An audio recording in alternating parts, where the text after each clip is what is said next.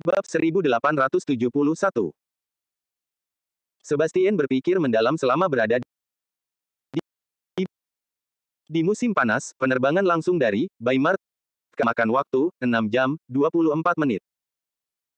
Weimar ke Carona 9 jam 47 menit. Weimar ke Deiverus 7 jam 8 menit. Weimar ke Yodan 15 jam 14 menit.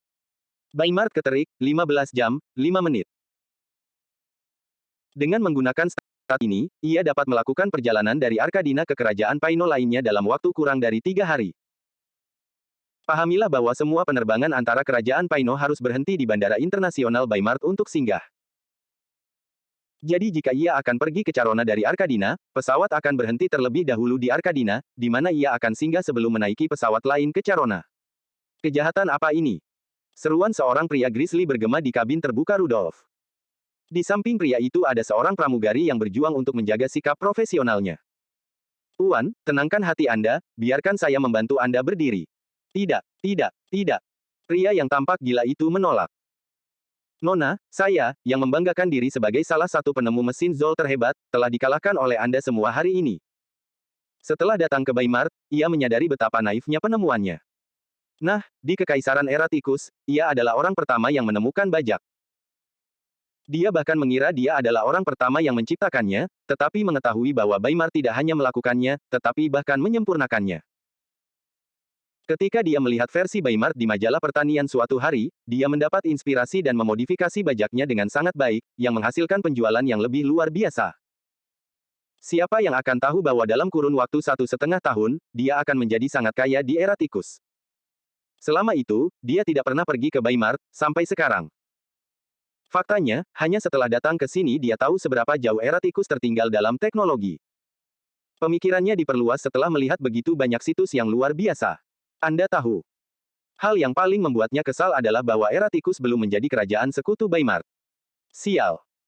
Hanya ketika seseorang datang untuk menghentikan Weimar, mereka tahu manfaat dari menandatangani perjanjian sialan itu. Apakah adil? Mengapa dia harus mengalami ketidakadilan seperti itu karena rajanya belum menandatangani perjanjian? Semakin banyak yang diketahuinya, semakin ia ingin kembali ke Era Tikus dan memulai aksi untuk memaksa raja. Dari perpustakaan hingga kafe permainan sederhana, kerajaan yang menandatangani perjanjian mendapatkan lebih banyak keuntungan daripada dirinya. Bahkan dalam hal diskon tiket pesawat, mereka mendapatkan lebih banyak pilihan daripada dirinya. Semoga berkah menyertaiku. Tempat tidur lebih empuk daripada tempat tidur Era Tikus, dinding dilapisi pinggiran putih dan emas, tombol yang menutup pintu kabin secara otomatis. Dan sungguh cara yang luar biasa untuk terbang. Pria itu masuk ke dalam lemarinya, dan segera, Sebastian dan Rudolf hanya bisa mendengar suara-suara berisik darinya. Rudolf sudah mengambil minibar yang muncul saat ia menekannya ke sudut meja sampingnya. Ada lagi tas besar lain yang berisi sandal karpet unik dengan logo pesawat tercetak di atasnya. Ada juga tas lain berisi krim cukur, deodoran, dan berbagai macam barang. Iya ma, sebut saja. Tempat tidur itu awalnya adalah kursi besar, tetapi ia menurunkannya menjadi tempat tidur dan meletakkan bantal di bawah lemari lain di atasnya. Satu tombol di tempat tidur kursi secara otomatis menurunkan atau menaikkan 3 jendela pesawat, 2 tombol lainnya mengendalikan pencahayaan di kabin. Dan terakhir, tombol terakhir akan memanggil staf, jika mereka butuh makanan atau sesuatu. Mengenai TV, ada remote TV untuk itu. Rudolf sudah mengunyah beberapa makanan ringan yang diambilnya dari ruang tunggu kelas 1. Tidak, tidak, tidak. Anda tidak mengerti.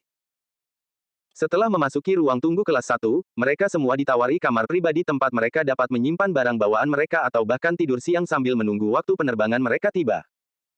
Mereka tiba 3 jam lebih awal, jadi mereka memang memilih untuk mengambil kamar. Setelah itu, mereka makan dan bahkan mengenakan jubah yang ditawarkan dan menuju ke area jacuzzi untuk bersantai. Rudolf si pecinta kuliner, sudah merasa nyaman, sekarang memakan piyama yang ditawarkan dan bahkan membiarkan sandal yang baru dibuka menemaninya di tempat tidur. Remote TV ada di tangannya, jendela terbuka memperlihatkan betapa tingginya jendela itu dari tanah, dan semua hal lainnya baik-baik saja.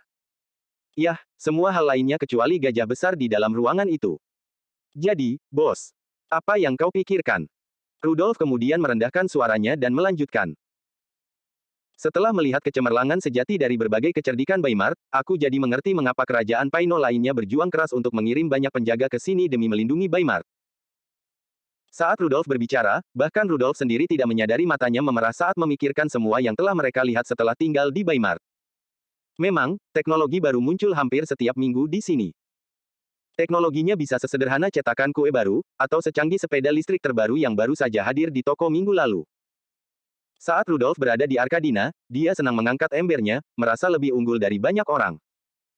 Hanya setelah menyentuh sepeda listrik baru itu, dia tahu apa itu peningkatan yang sebenarnya. Dia juga bisa melihat seperti apa kendaraan Weimardian yang sebenarnya. Dari bus, kereta api, hingga kendaraan, Rudolf memang rakus akan semua hal, sama seperti Sebastian.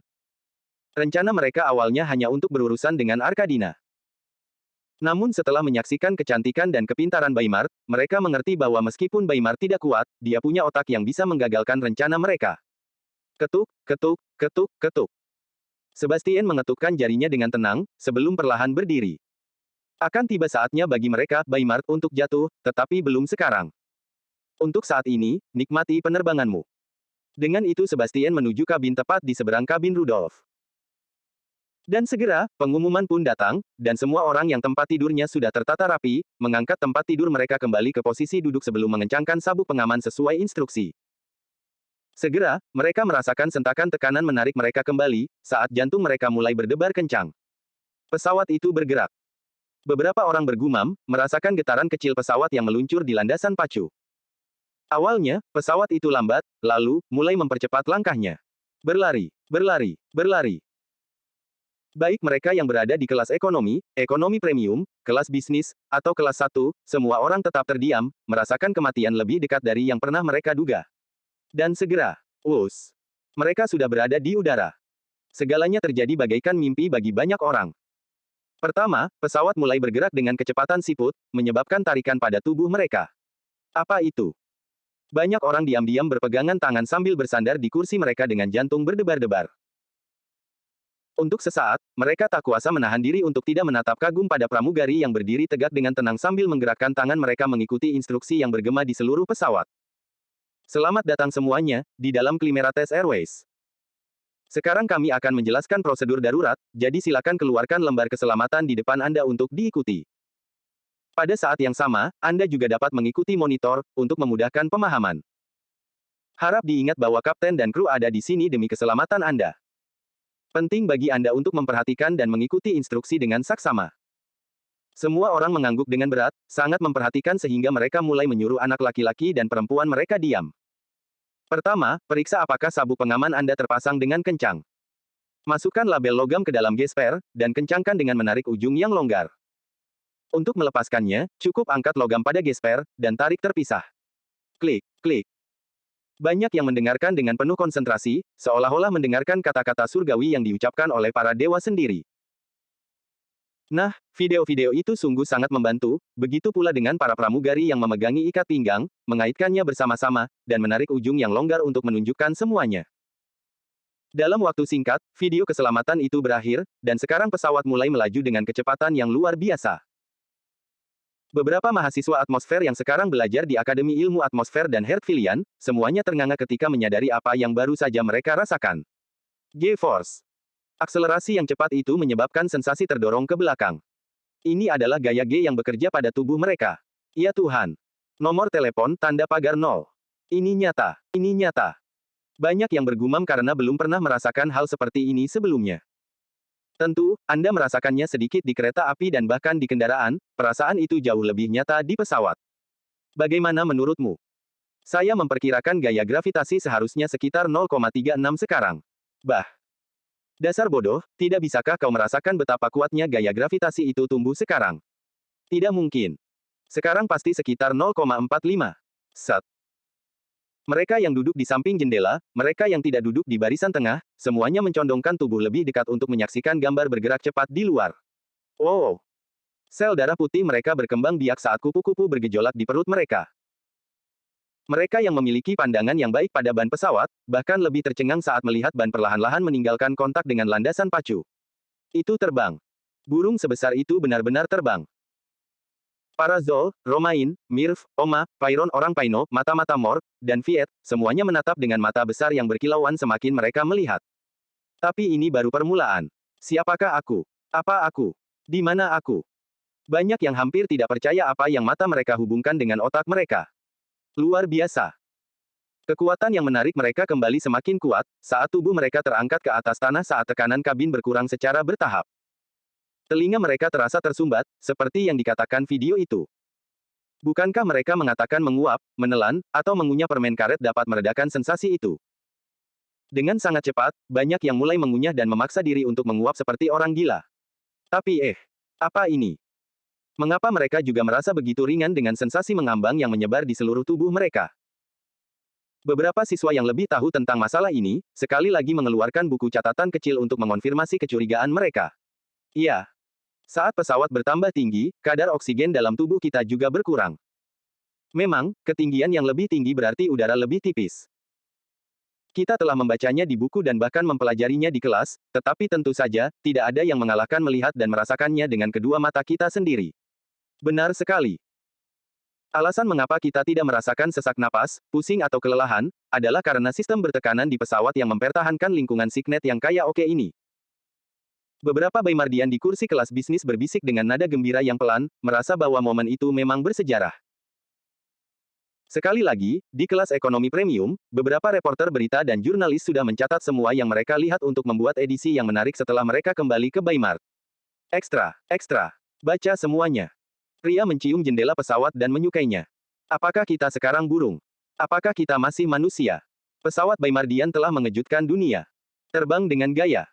Para ahli telah menilai bahwa toilet kelas bisnis sangat mengagumkan. Sementara para jurnalis menulis dengan gila-gilaan, para sejarawan juga mendokumentasikan pengalaman seperti apa yang akan diketahui generasi mendatang. Mereka menulis begitu banyak animasi sehingga Anda akan mengira mereka adalah Light Yagami yang menulis di Death Note-nya. Selama lepas landas yang luar biasa ini, tubuh mereka mengalami getaran dan suara yang disebabkan oleh mesin dan gerakan pesawat. Namun yang benar-benar membuat mata semua orang terbelalak adalah ketika tubuh mereka perlahan-lahan menjadi miring, karena mereka sekarang merasakan pesawat terangkat dengan hidungnya yang semakin tinggi.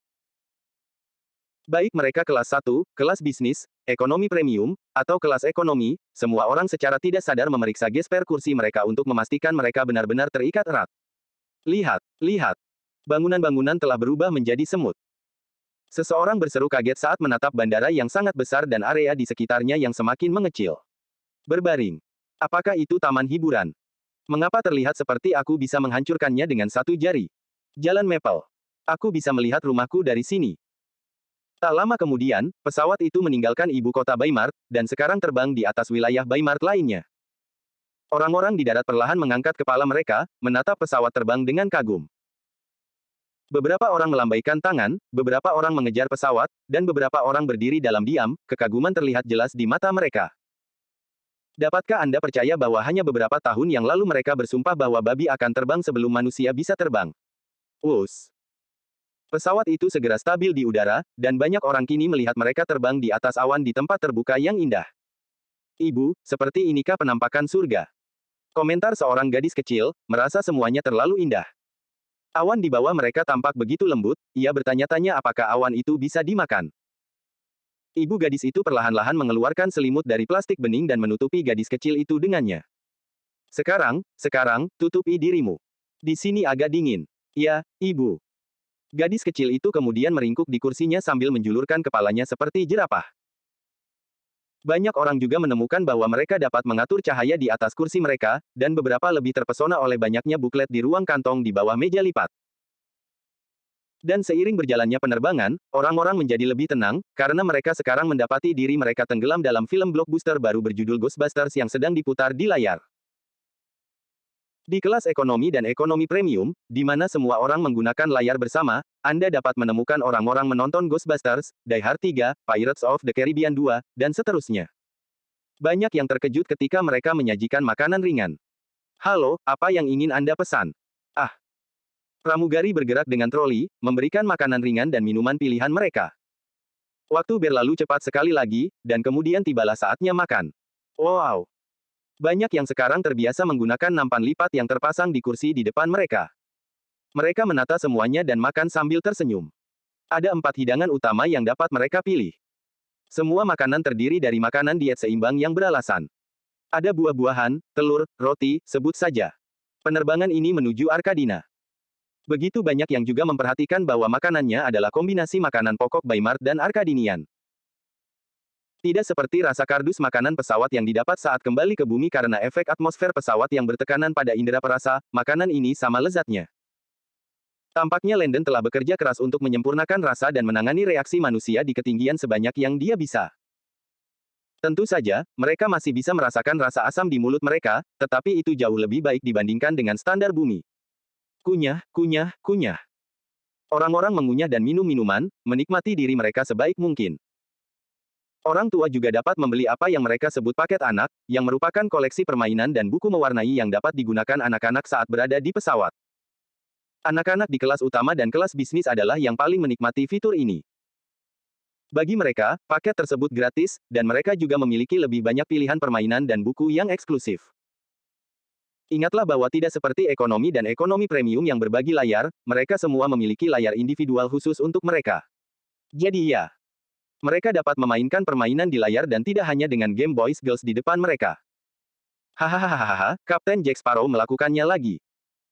Aku tahu dia seharusnya menjadi orang jahat di sini karena dia seorang bajak laut, tetapi mengapa aku mendukungnya? Tertawa, tertawa. Cinderella 3 lucu. Aku tidak menyalahkan raja karena menganggap putranya gila. Siapa yang akan percaya pada putranya jika dia mengatakan informannya adalah tikus yang bisa bicara? Jadi tikus yang bisa bicara itu menyuruhmu meninggalkan istana dan menyelamatkannya dan kau mempercayainya. Ups. Ini terlalu lucu. Raja berkata dia melarang pangeran untuk melangkah keluar dari tangga istana dan pangeran malah melompat keluar jendela. Yah, secara teknis, pangeran tidak menentang raja, kan? Satu persatu, beberapa orang, terutama mereka yang berada di kabin kelas 1, merasakan sensasi terbang yang sesungguhnya. Ruang tunggu kelas 1, ditambah dengan fasilitas kamar mandi dan pancuran yang luar biasa membuat semuanya terasa sangat berharga. Tapi apa ini? Di layar kelas 1 dan kelas bisnis, ada gambar simulasi yang menunjukkan jarak dan seberapa jauh mereka. Wow! Banyak yang melihat ke layar, memperkirakan bahwa waktu di ibu kota Baymart adalah pukul 5 sore, tetapi waktu di ibu kota Arkadina adalah pukul 2 siang. Apa? Jadi ibu kota Baymart tertinggal 3 jam di belakang ibu kota Arkadina. Berkedip. Berkedip. Banyak yang mengucek mata karena tak percaya.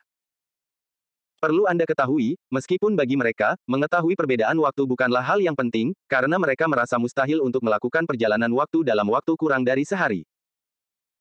Penting untuk dicatat bahwa mereka masih menggunakan kuda, kereta, dan kereta kuda, bepergian selama berbulan-bulan di darat untuk pergi dari titik A ke B. Jadi meskipun perbedaan waktu itu penting, apa pentingnya sebenarnya jika Anda baru sampai ke tujuan beberapa bulan kemudian? Tentu, itu penting, tetapi setelah beberapa bulan siang dan malam selama perjalanan, siapa yang peduli? Baymart ke Arkadina ditempuh dalam waktu 6 jam, 32 menit. Ingat bahwa pada puncak musim panas, diperkirakan memakan waktu 6 jam, 24 menit. Bagaimanapun, penerbangannya kurang dari sehari, jadi melihat perbedaan waktu dengan cara ini untuk pertama kalinya benar-benar membingungkan.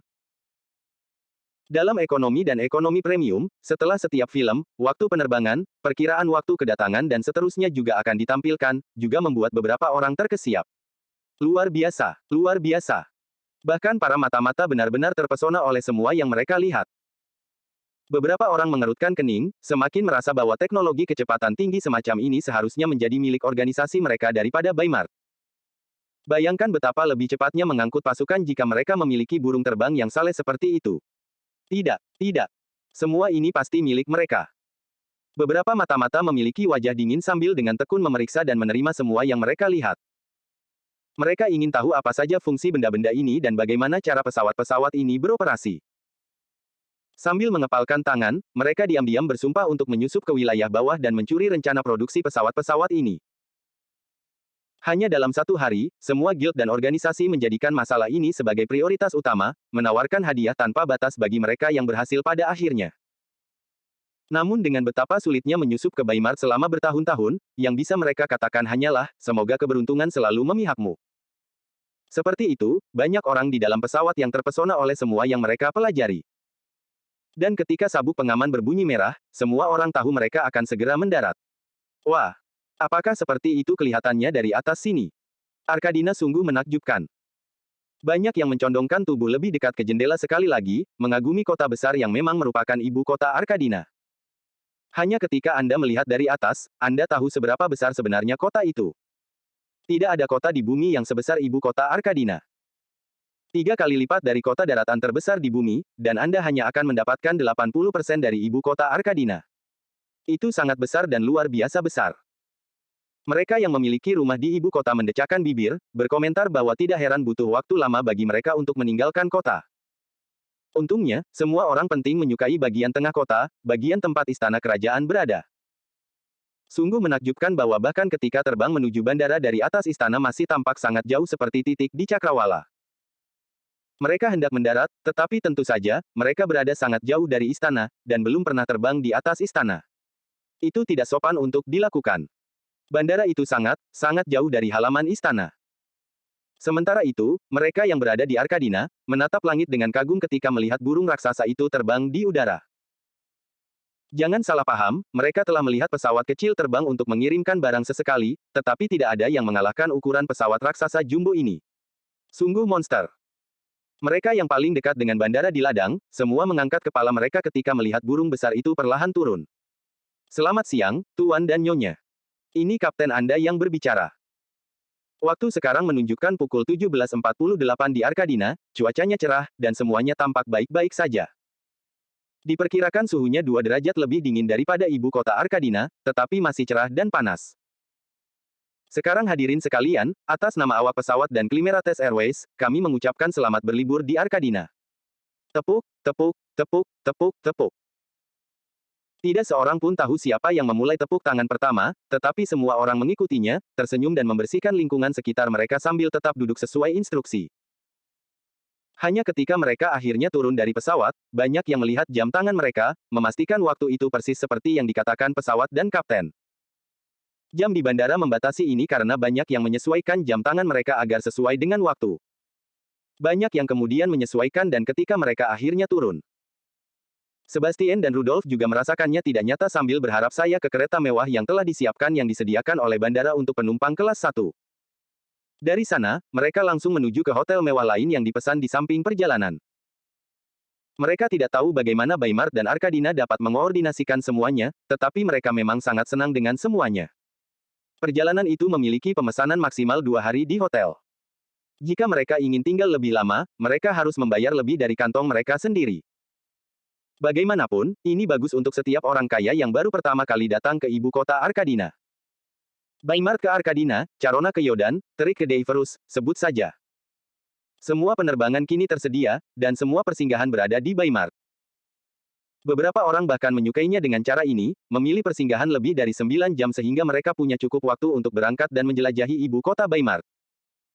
Satu-satunya hal penting yang perlu disebutkan adalah bahwa semua penerbangan harus dipesan 7 hari sebelum tanggal perjalanan. Untuk saat ini, tidak ada yang namanya pemesanan penerbangan menit terakhir. Semua penerbangan harus dipesan setidaknya 7 hari sebelumnya. Ini memberi tim bandara di seluruh Paino cukup waktu untuk saling mengomunikasikan informasi. Mereka juga dapat menyiapkan kereta eksklusif dan pemesanan hotel. Pahami bahwa beberapa penerbangan akan segera dilengkapi dengan paket liburan, di mana perjalanan untuk mengunjungi Arkadinian Place, Resort Caronia yang baru dibuka, dan sebagainya kini menjadi hal yang biasa. Jangan berpikir bahwa Baymart adalah satu-satunya tempat keren untuk dikunjungi. Tahukah Anda bahwa di sekitar Paino, kini terdapat taman nasional, lapangan sepak bola, lapangan basket, rumah hiburan bertema petualangan berdasarkan banyak film dan buku yang tersedia. Ada kelas memasak untuk pasangan, toko sepeda yang buka dan menyewakan sepeda untuk berkeliling Grand Park. Restoran, kafe, kebun raya, rumah bowling, spa, arena skateboard, toko buku komik, museum, teater, konvensi, dan lain sebagainya. Pariwisata tidak pernah sebaik ini. Seperti itu, Hertfilia secara resmi diperkenalkan ke dunia burung terbang dan pesawat surgawi. Yang tidak mereka ketahui adalah bahwa setelah pengenalan pesawat terbang, film-film gaya Mission Impossible yang sebenarnya akan segera dijadwalkan untuk dirilis. Apa? Apakah Anda ingin melihat Ethan Hawke melompat dari pesawat? Tidak, lupakan itu. Apakah Anda ingin melihatnya berlari dari bukit dan melompat ke pesawat di udara pada jarak yang mustahil dan menentang logika? Baiklah, kalau begitu tidak perlu mencari lebih jauh, karena film-film spi yang baru pasti akan memiliki semuanya. Iya, semua orang, mata-mata atau sekutu, semuanya dengan suara bulat setuju bahwa penemuan pesawat terbang adalah ciptaan paling besar sejak penemuan roti iris. Tetapi mereka tidak tahu bahwa mereka bukan satu-satunya yang melompat-lompat di tempat itu dengan gembira setelah keluar dari bandara. Ding! Selamat kepada tuan rumah karena telah menyelesaikan misi utama Anda. Terima hadiah Anda sekarang. Landon masih mengerjakan dokumen di kabin kelas utamanya saat suara robot sistem bergema. Anak jalang. Apa yang terjadi dengan, apakah kamu menerima hadiahmu sekarang? Apa yang terjadi dengan menanyakan apakah dia akan menerima hadiahnya sekarang atau nanti? Landon menggertakkan giginya seperti orang gila saat menyerap banyak hadiah dari pengobatan hingga pertanian yang semuanya mengalir ke otaknya saat ini. Seperti biasa, rasa sakit itu hanya berlangsung paling lama 10 detik, dibandingkan saat dia pertama kali datang ke dunia ini. Namun, ada pepatah yang mengatakan bahwa banyak hal paling menyakitkan saat datang dalam bentuk kejutan. Jika seseorang menusukkan pisau tumpul ke perutmu saat kamu mengharapkannya, pikiranmu telah siap menerima rasa sakit itu. Tetapi ketika permukaan dingin itu menghantammu secara tiba-tiba, percaya atau tidak, rasa sakit yang tumpul itu semakin kuat. Hanya dalam 10 detik ini, lapisan keringat tebal terbentuk di dahi Landon. Kepala Landon mulai bergeser dari kiri ke kanan ke kiri dan kembali dengan setiap ketidaknyamanan, sampai rasa sakitnya segera hilang. 4 menit kemudian, Landon telah sepenuhnya menyerap semua informasi yang diberikan oleh sistem. Sistem, apakah kamu mencoba membunuhku? Host, sistem ini adalah sistem yang murni dan baik. Tolong jangan menghina sistem ini lagi. Sistem ini mengira kamu akan senang menerima hadiah yang telah kamu tunggu-tunggu, selama berbulan-bulan sekarang. Jadi bagaimana kamu bisa menuduh sistem dengan tidak adil? Tidak adil, pantatku. Landon membalas. Jujur saja, kau menikmatinya, kan? Kesalahan, kesalahan. Kesalahan sistem. Tidak bisa, tidak bisa. Kesalahan sistem, kesalahan sistem. Keheningan Landon duduk dalam keheningan, tidak tahu harus berkata apa kepada sistemnya yang penuh kebencian. Lupakan saja. Sekarang hadiahnya sudah ada, saatnya untuk secara resmi memulai proyek Touch the Moon. Sambil mengusap dahinya, Landon tersenyum. Satelit, roket, teknologi sistem navigasi. Semua pengetahuan itu ada di otaknya, berenang ke sana kemari, menunggu untuk dibuat. Untungnya, dia telah lama menjaga, membersihkan, dan meratakan sebidang tanah yang sangat luas di sisi kiri distrik B, yang juga memiliki penjara dan akademi pelatihan polisi di sana. Dia akan senang jika tanah itu berada di wilayah bawah, tetapi Badan Penerbangan dan Antariksa Nasional, NASA adalah tempat bagi orang-orang Baymardian serta orang-orang dari negara-negara sekutu untuk bekerja. Seperti yang dia katakan, beberapa pekerjaan hanya dapat dilakukan secara khusus oleh orang-orang Baymardian, tetapi ada banyak pekerjaan lain yang dapat dilakukan oleh orang-orang dari kerajaan sekutu. Orang tidak boleh lupa bahwa ibu kota Baymar sendiri merupakan gabungan dari beberapa kali village dan 2 kota yang semuanya bergabung menjadi satu, jadi itu juga merupakan tempat yang sangat besar. Meski begitu, setiap distrik sangat besar sehingga menghasilkan ruang berasap bagi Landon untuk melakukan apapun yang dia inginkan. Sungguh menakjubkan untuk mengatakan bahwa daratan itu 1,7 kali lebih besar dari stasiun NASA di bumi. Dan Landon juga telah meninggalkan banyak ruang yang mengejutkan di sekitarnya untuk perluasan di masa mendatang. Yang benar-benar menakjubkan adalah bahwa tempat itu begitu jauh dari penjara dan akademi polisi meskipun berada di satu sisi distrik B. Di dalam distrik B, Landon menemukan lokasi ruang terbuka yang sempurna, dengan cukup ruang dan untuk stasiun luar angkasa internasional. Terlebih lagi, roket umumnya keras dan berisik, jadi yang terbaik adalah menempatkannya sejauh mungkin dari pusat kota utama. Landon berencana untuk menutup area tersebut dengan kawat berduri yang menjulang tinggi dengan listrik berkekuatan tinggi yang mengalir melaluinya, seperti wilayah yang lebih rendah. Sekarang setelah dia memahami bagaimana stasiun luar angkasa itu beroperasi, sekarang saatnya untuk mulai bekerja dengan konstruksi. Membangun kunci yang sebenarnya akan memakan waktu lebih singkat jika dibantu oleh laba-laba. 30% infrastruktur bagian dalam dari banyak bangunan juga akan dikerjakan oleh laba-laba ini. Namun sisanya, mereka harus segera mulai bekerja. Untuk proyek ini, Landon berencana untuk mempekerjakan pekerja konstruksi dalam jumlah banyak, sehingga dapat diselesaikan dengan cepat. Ia ingin semuanya selesai dibangun sebelum musim semi berikutnya, sekitar bulan Maret. Dan selama periode 1 tahun ini, ia akan melatih dan memberitahu para astronot dan semua orang yang terlibat tentang apa yang harus dilakukan. Setelah bulan Maret berikutnya, semua orang akan bekerja secara langsung setidaknya selama 4 bulan lagi hingga tanggal peluncuran besar terakhir di bulan Agustus. Iya. Dia mengatakannya. Pada bulan Agustus nanti, manusia akhirnya akan bisa berjalan di bulan. Dan jangan pernah berpikir sedetik pun bahwa dia tidak akan mengibarkan bendera Baymardian di sana. Anak binatang. Seperti kata pepatah, semakin besar kekuatan maka semakin besar pula tanggung jawab. Balik. Landon dengan cepat menghilang dari kursi kelas 1 ke dalam ruang sistem, menuangkan semua yang diketahuinya ke dalam buku catatan kosong di laci. Di dalam ruang, waktu aliran berbeda, memberinya lebih banyak waktu untuk menulis yang rumit dan keluar sebelum mereka mendarat di Yodan dalam 4 jam. Memang, banyak yang menganggap hari ini sebagai hari yang diberkati, dan untuk minggu-minggu berikutnya, yang bisa didengar banyak orang hanyalah pembicaraan tentang perjalanan udara dan semacamnya. Bahkan menjadi sesuatu yang bisa dibanggakan jika seseorang pernah naik pesawat sebelumnya. Orang kaya tidak tahan untuk tidak naik pesawat. Huff. Kamu sangat kuno. Bagaimana kamu masih bisa naik kereta kuda ke ibu kota? Bayangkan saja berapa bulan yang akan kamu gunakan untuk bepergian dan bandingkan dengan penerbangan satu gelombang 3 hari dari Carona ke Terik. Bagaimana kamu bisa membandingkan keduanya? Wow. Setelah terbang, aku tidak yakin aku bisa selama berbulan-bulan untuk bepergian dari Arkadina, meninggalkan perbatasan selatan, memasuki perbatasan Yodan dan melakukan perjalanan berbulan-bulan lagi untuk sampai ke rumah saudara iparku untuk berkunjung. Tahukah kau berapa lama perjalanan sekali jalan bagiku? 7 bulan. Aku butuh 7 bulan dengan kereta untuk meninggalkan rumahku, menyeberangi perbatasan dan pergi mengunjungi mereka. Menakjubkan, menakjubkan. Ini pasti jalur perjalanan utama yang harus kuambil. Sayang sekali para Anes ini tidak bisa menurunkan kita di kota-kota lain di Kekaisaran. Perjalanan pesawat hanya bagus jika kau ingin bepergian keluar Kekaisaran. Iya, iya, iya. Ini juga bagus bagi mereka yang tinggal dekat dengan ibu kota. Bagi mereka yang hidup gemuk, masih lebih baik bagi mereka untuk naik kapal Baimardian, daripada melakukan perjalanan jauh ke ibu kota selama berbulan-bulan dengan menunggang kuda.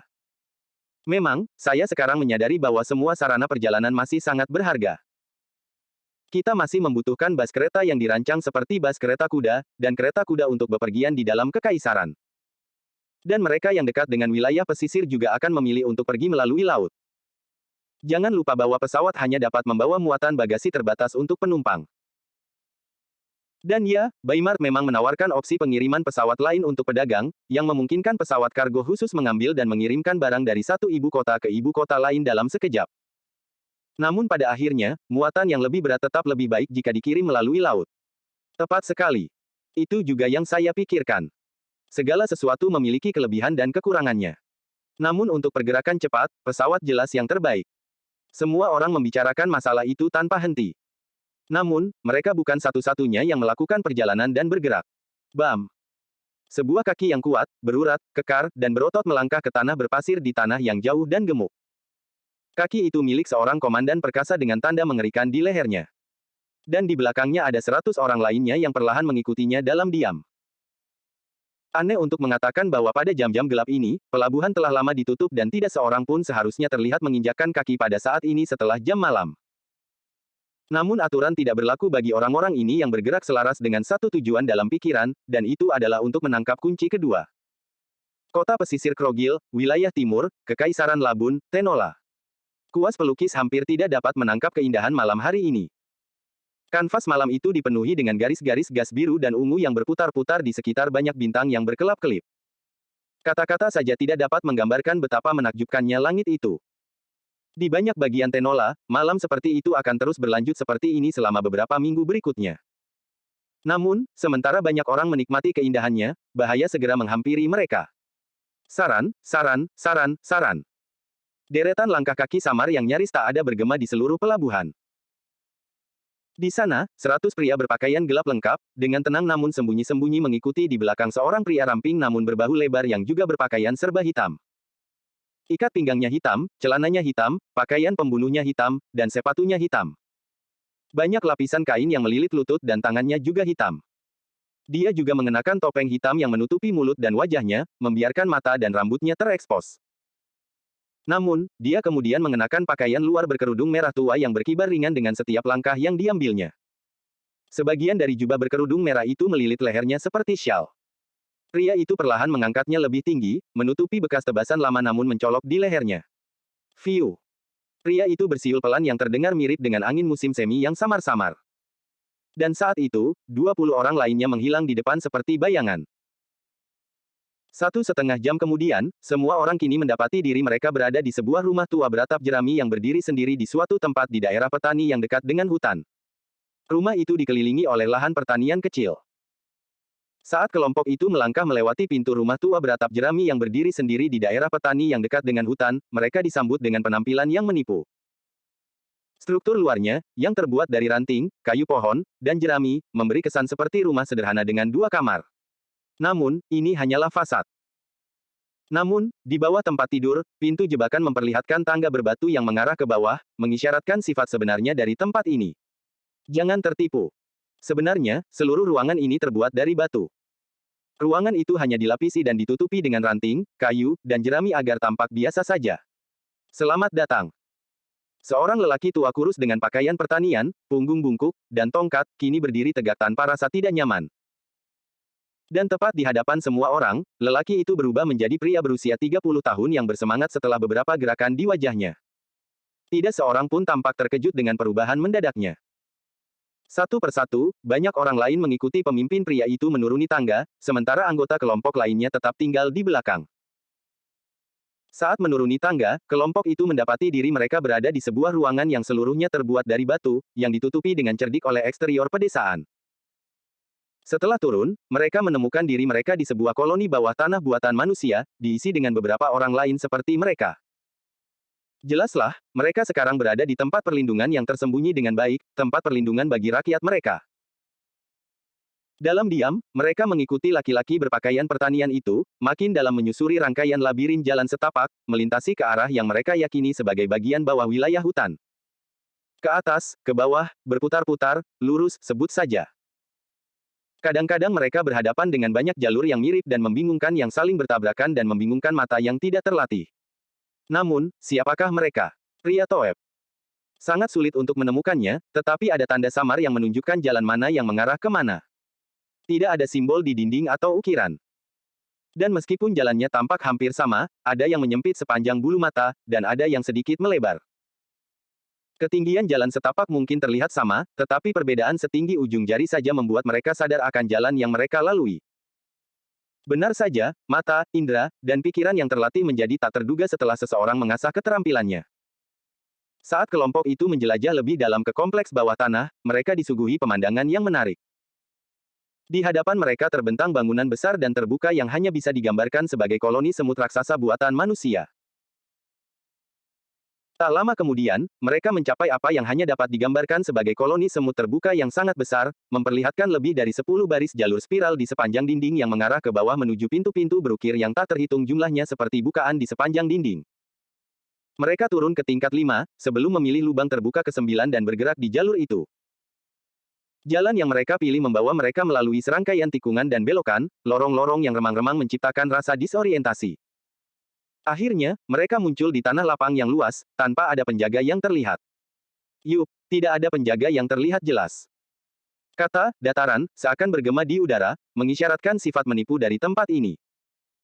Tiba-tiba, sebuah bayangan muncul di hadapan mereka, membuka pintu besar dua sisi dengan wajah tanpa ekspresi. Namun, sekilas rasa kagum dan hormat terlihat di alis sosok itu. Kami sudah menunggu Anda, pemimpin Ordo Suci. Silakan masuk dan tunggu sebentar. Master Obi-Wan saat ini berada di lantai lain, mengurus hal-hal lain. Dia akan segera bergabung dengan Anda semua. Pintunya terbuka, memperlihatkan ruangan yang berperabotan lengkap tetapi remang-remang. Banyaknya warna lilin menghasilkan cahaya keemasan alami pada dinding, rak buku, dan lingkungan sekitar yang terbuat dari kayu. Kesunyian. Ruangan itu sunyi, mungkin terlalu sunyi. Pemimpin itu menyipitkan matanya, mengamati pemandangan hingga matanya tertarik pada sosok yang duduk di balik bayangan. Apakah kamu sudah merasa cukup? Muhehehehehehe. Suara tawa yang mengerikan terdengar dari kegelapan. Tak lama kemudian terdengar langkah kaki samar milik seorang pria kekar. Maafkan aku hanya sedikit penasaran untuk melihat seberapa kuat pemimpin Ordo Suci yang terkenal itu. Dengan keterampilan siluman yang ditunjukkannya, tidak seorang pun anak buahnya dapat menemukannya saat bersembunyi dalam bayangan. Namun, pemimpin Ordo Suci ini menemukannya hanya dalam 10 detik setelah memasuki ruangan. Obi-Wan segera muncul di sudut-sudut tempat cahaya redup yang halus dapat menyentuh, memungkinkan setiap orang untuk melihat sekilas tubuhnya yang menjulang tinggi seperti beruang. Anda sudah menerima perintah, dan saya juga sudah menerima perintah. Saya akan membantu Anda dengan cara apapun. Katakan saja perintah itu dan perintah itu akan dilaksanakan. Sekarang, mari kita mulai. Benar sekali.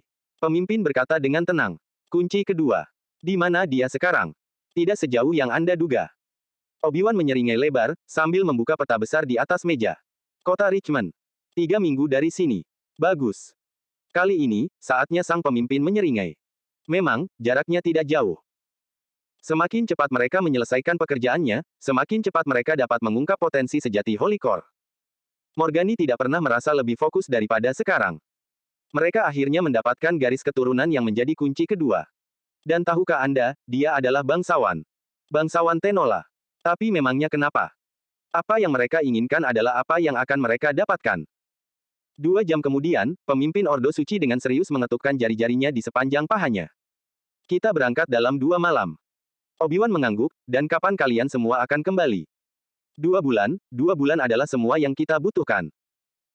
Mendengar kata-kata pemimpin suci itu, Obi-Wan kemudian meraih untuk membuka salah satu laci, mengeluarkan amplop tertutup rapat dengan perangko merah tua di atasnya.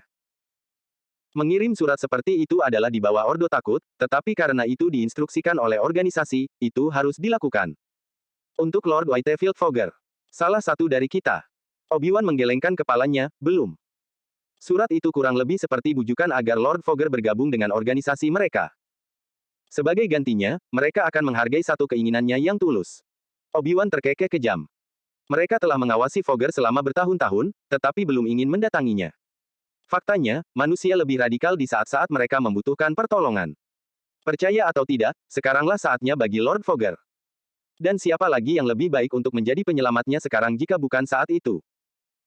Tentu saja, TOEP adalah organisasi terhebat di Heartfilia, dan tidak perlu melakukan tipu daya apapun.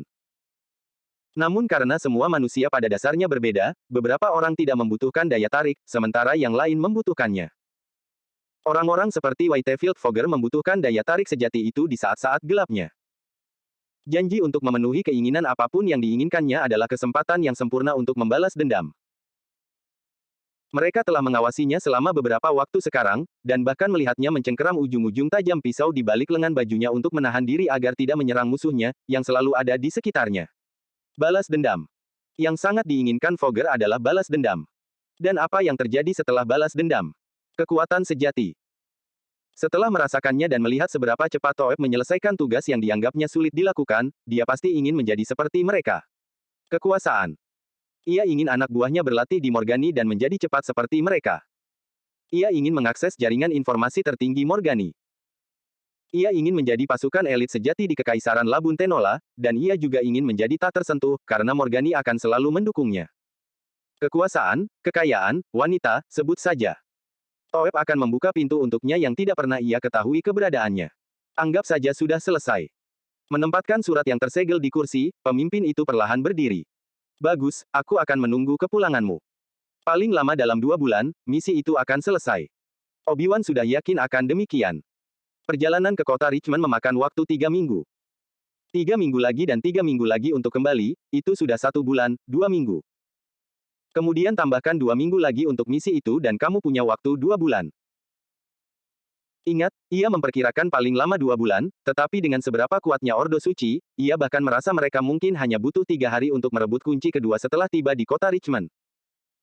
Sekali lagi, perjalanan 3 minggu ke kota Richmond adalah jika mereka bepergian dengan kecepatan tetap di atas kuda. Utusan yang bepergian tanpa henti, begadang hampir sepanjang malam dan hanya tidur paling lama 4 jam, biasanya butuh 2 minggu, 2 hari untuk mencapai kota Richmond. Cuaca sekarang cerah dan cerah, tanpa halangan dari musim dingin. Jalan setapak lebih bersih, dan hutan sekarang lebih hijau dan rimbun. Dari semua indikasi, kelompok itu mungkin kembali sebelum periode 2 bulan berlalu. 2 bulan hanyalah jangka waktu maksimum yang mereka pilih untuk kembali ke sini.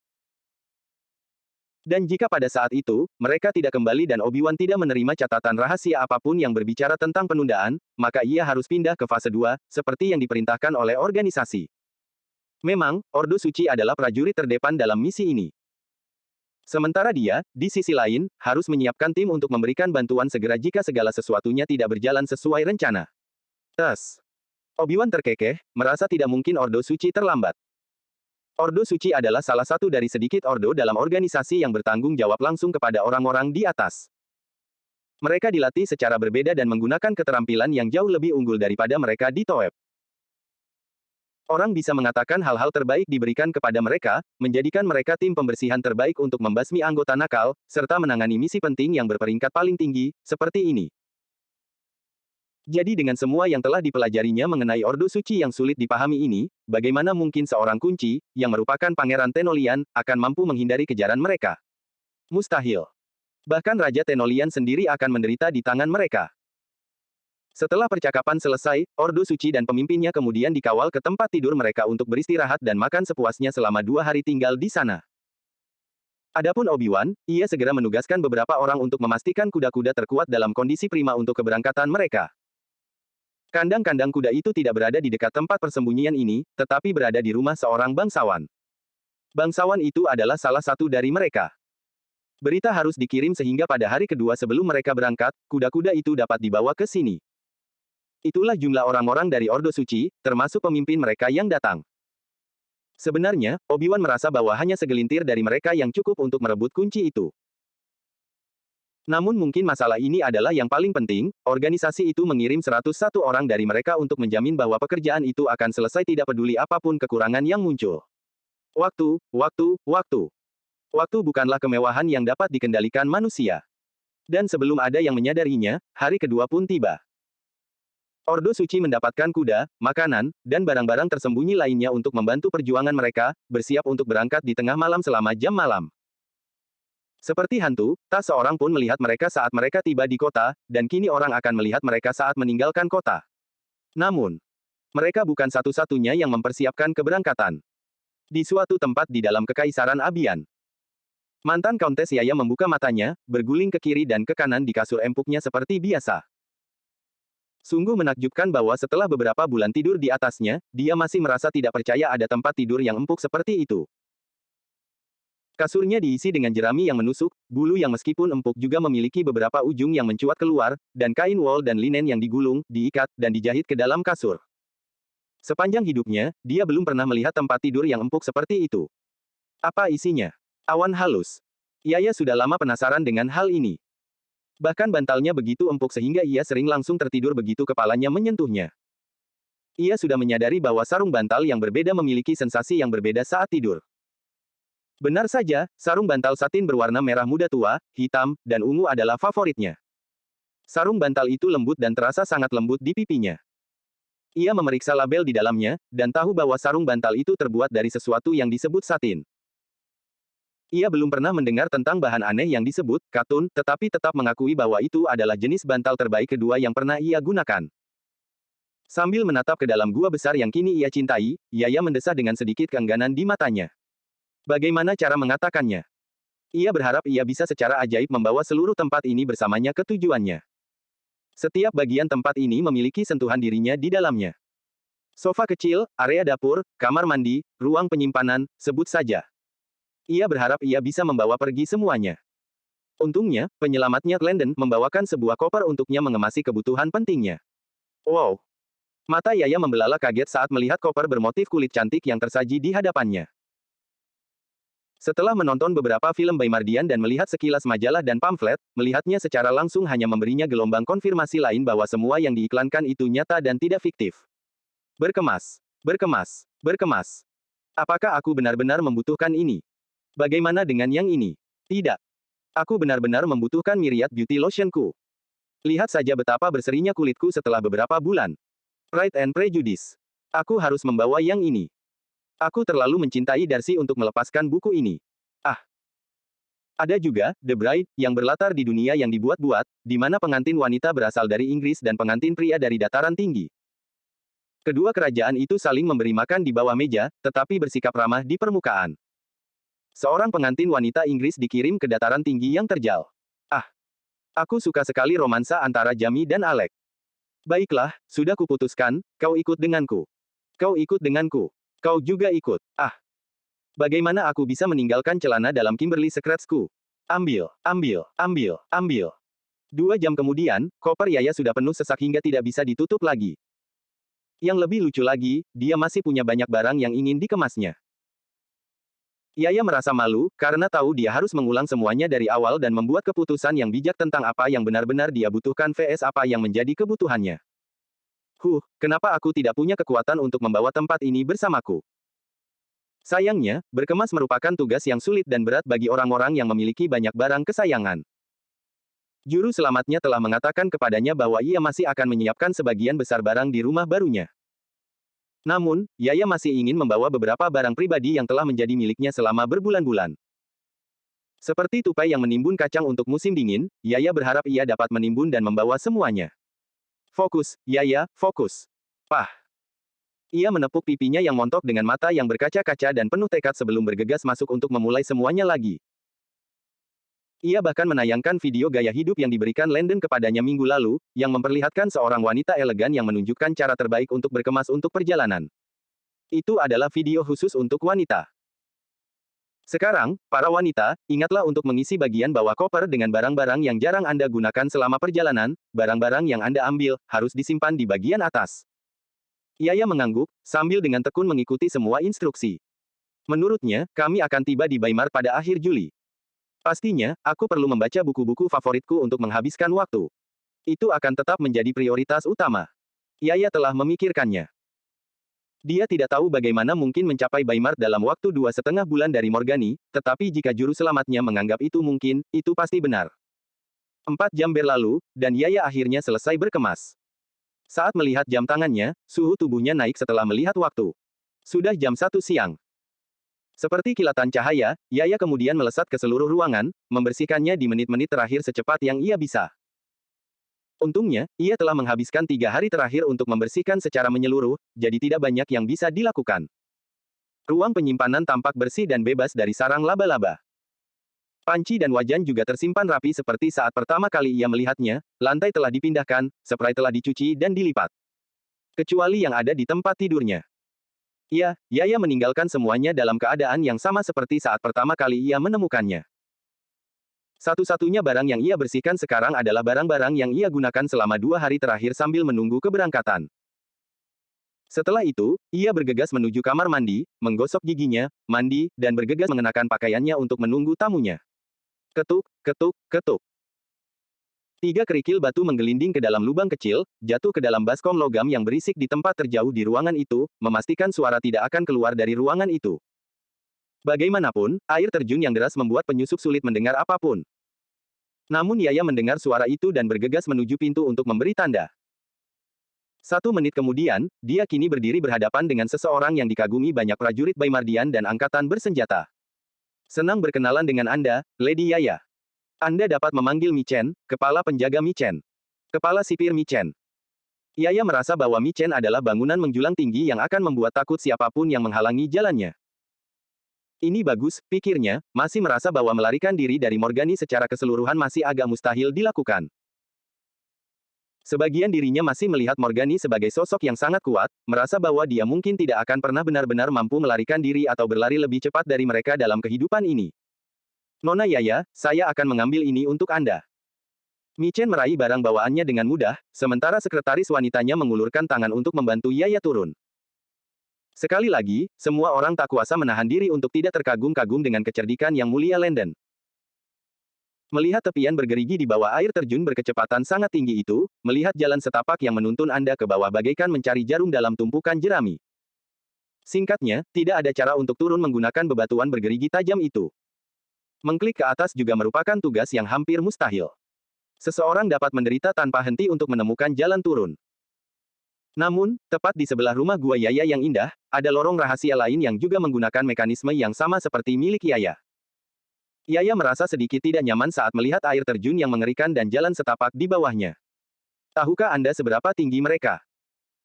Melihat tali aneh dan elastis yang diikatkan di pinggangnya dan di antara kedua kakinya, Yaya benar-benar berharap tali itu dapat menangkapnya jika dia terpeleset. Yaya hendak bertanya bagaimana mereka akan turun, ketika tiba-tiba, Michen menggeliat dan menarik keluar sepotong batu kecil namun sangat panjang. Hanya melihat betapa kerasnya gerakannya, mustahil bagi batu itu untuk jatuh sendiri suatu hari nanti. Michen menggeliat dan memutar benda sepanjang lengan itu setiap kali menariknya, seperti pencuri yang membobol brankas dan perlu memutar tombol ke kode kombinasi tertentu. Dan segera, bram. Sebuah jalan rahasia terungkap, membuat Yaya ternganga sekali lagi. Tunggu, tunggu. Apakah lorong ini selalu berada di sebelahnya? Siapa yang bisa memberitahunya apa yang sedang terjadi di sini? Dan mengapa lorong rahasia itu terlihat sangat tersamar? Sangat sulit untuk mengatakan di mana lorong itu berada karena lorong itu tampak persis seperti permukaan di sekitarnya.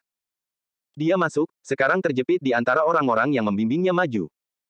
Begitu masuk, Mi Chen meletakkan batu itu kembali ke tempatnya dari dalam dan menutup lubang itu sepenuhnya. Goyang, goyang, goyang. Mi Chen menggoyangkan tongkat cahaya biru yang sangat terang yang menerangi seluruh lingkungan mereka. Iya, mereka selalu dapat menggunakan senter, tetapi Mi Chen menemukan bahwa senter memfokuskan cahaya pada area tertentu yang ditunjuk. Namun, tongkat cahaya menerangi segala sesuatu di sekitar Anda. Ditambah lagi, tongkat cahaya selalu terlihat keren dan agak alami, jadi mengapa tidak memilihnya saat berjalan di sepanjang ruang gua seperti ini? Wow!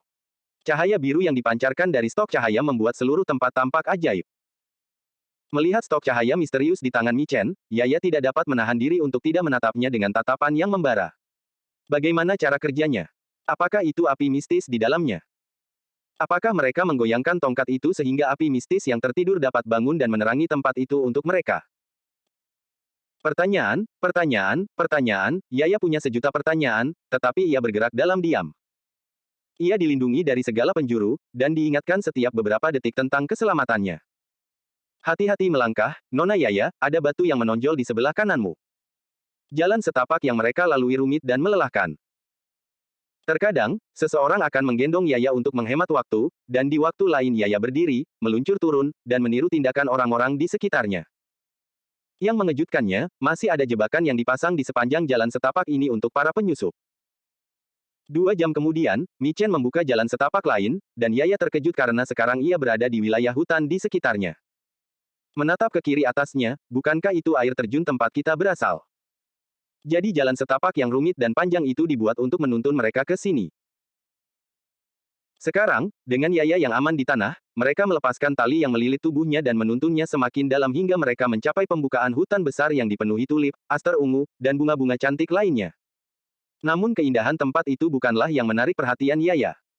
Kepala Yaya menoleh ke samping saat melihat 4 keranjang raksasa di ladang. Apakah itu tempat berkemah mereka? Apakah mereka tidur di keranjang-keranjang itu setiap malam, membalik keranjang-keranjang itu dan menggunakan bagian bawahnya sebagai atap? Ya, ya. Dan kain-kain besar yang menutupinya juga. Apakah itu digunakan sebagai selimut oleh mereka? Tetapi bukankah mereka terlalu gegabah dengan membawa keranjang-keranjang raksasa ke Morgani hanya untuk memastikan mereka berkemah dengan mewah? Sekeras apapun Yaya berusaha, dia tidak bisa mengerti mengapa orang pintar seperti dia mau melakukan kesalahan kecil seperti itu. Itu adalah, apakah memiliki tenda kemah yang bagus untuk tidur begitu penting? Dan di mana kuda-kudanya? Bagaimana mereka bisa pergi dari sini tanpa kuda? Mi Chen dan yang lainnya melihat melalui pikirannya tetapi tidak mengatakan apa-apa. Mereka semua tersenyum di wajah mereka ketika menuntunnya ke perkemahan, di mana mereka bersiap untuk membuat makanan terakhir sebelum berangkat. Waktu sekarang pukul 4.30 sore. Meskipun tempat-tempat semakin panas dan semakin panas, penting untuk mengetahui bahwa musim panas belum secara resmi dimulai. Meski begitu, fajar seringkali datang sekitar pukul 7.15-an. Itu 2 jam dan 45 menit dari sekarang. Sesuai rencana, mereka harus makan terakhir, buang air, dan membuat persiapan menit terakhir sebelum berangkat ketika kegelapan benar-benar ada di sini. Senja mulai sekitar pukul 7.15-an, tetapi kegelapan total akan datang sekitar pukul 8 malam. Mengetahui bahwa mereka masih memiliki waktu setidaknya 3 jam ke depan, tidak seorang pun merasa perlu untuk terburu-buru saat mereka dengan tenang memasak makanan dan bersantai di dekat perkemahan sambil menunggu. Tentu saja, sekretaris Mi Chen dan prajurit wanita lainnya, juga mengobrol dengan Yaya, tentang seperti apa Baimart saat ini. Semua orang tetap sibuk dengan cara ini sampai kegelapan benar-benar menyelimuti negeri itu. Dan sekarang, saatnya Yaya ditampar. Di mana kudanya? Kuda. Mi Chen terkekeh. Maaf, tapi kuda tidak bisa terbang.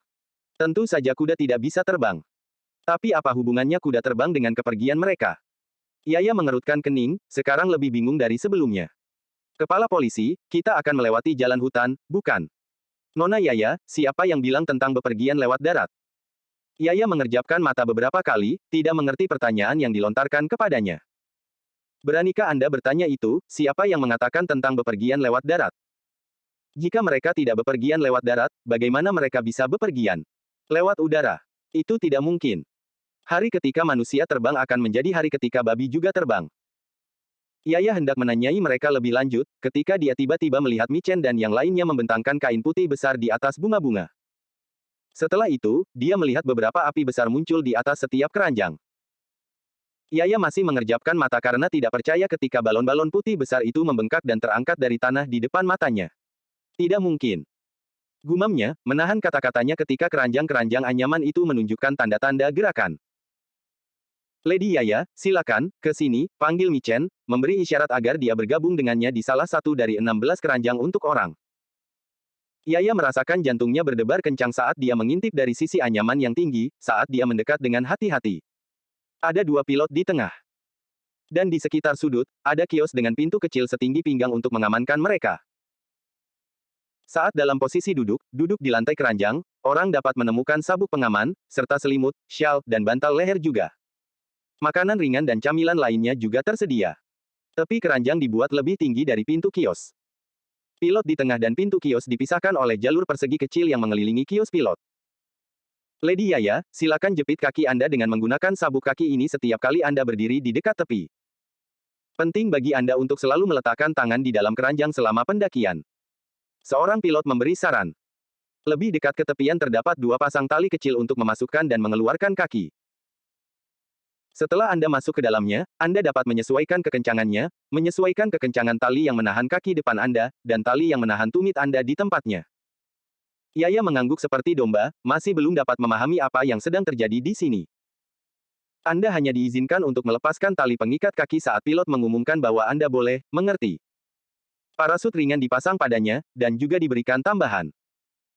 Tentu saja, jika ada acara terjun payung, Michen yang berada di bilik di sampingnya, pasti akan melompat di belakangnya dengan parasutnya sendiri di punggungnya juga. Karena mereka terlambat menjelaskan langkah-langkah keselamatan kepadanya, ini masih menjadi kesempatan bagi banyak orang untuk pergi ke kamar mandi untuk terakhir kalinya. Karena saat di udara, hampir tidak ada privasi dalam hal ini. Tidak ada kamar mandi di sini, jadi lupakan saja. Sekarang sudah pukul 20.32. Istirahat kamar mandi mereka berikutnya akan dilakukan pada pukul 2. Istirahat kamar mandi dijadwalkan untuk saya paling lama 30 menit. Setelah itu, mereka akan kembali ke udara dan terus terbang hingga beberapa saat sebelum fajar. Untuk saat ini, mereka tidak pernah terbang di siang hari, semuanya harus dilakukan pada malam hari, dan mereka harus selalu turun hanya di bagian alam liar yang sangat dalam. Setelah mendarat, menjaga tempat perkemahan tetap aman menjadi lebih mudah bagi mereka dengan perangkat penglihatan malam dan panas yang baru diimpor dan canggih. Mereka juga menggunakan perangkat ini untuk memastikan pengintai tidak mendekati tempat perkemahan mereka. Meskipun mereka diminta untuk mendarat di bagian alam liar yang paling dalam, mereka tetap memilih area yang juga sangat terbantu oleh alam. Ambil contoh hamparan bunga yang sangat besar ini. Tahukah Anda bahwa ada tanaman penghisap darah yang melumpuhkan di bawah bunga-bunga ini? Seseorang harus tahu di mana harus melangkah untuk mencapai pusat dengan aman, di mana tidak ada bahaya. Ketika mendarat di sini sebelumnya, mereka bertemu dengan beruang pelahap hijau yang meraung dan menyerang mereka seperti orang gila. Sayangnya dia kemudian dicengkeram oleh lebih dari 30 tanaman merambat berduri dan dipaksa untuk berbaring sementara tanaman melahapnya perlahan. Benar saja, alam adalah wanita yang kejam jika Anda tidak berpengetahuan saat berjalan melintasi datarannya. Sialan. Setelah istirahat kamar mandi terakhir selesai, semua orang terikat di atas kapal dan sekarang siap untuk pergi. Michen memberikan sinyal terakhir, dan bersama-sama, semua balon udara panas naik ke langit tanpa tergesa-gesa. Apakah mereka benar-benar akan melakukan apa yang dia pikir akan mereka lakukan? Dan kamu, apa arti senyummu itu? Katakan padaku. Apakah tebakanku benar atau tidak? Michen tersenyum lebar yang membuat hatinya bergejolak.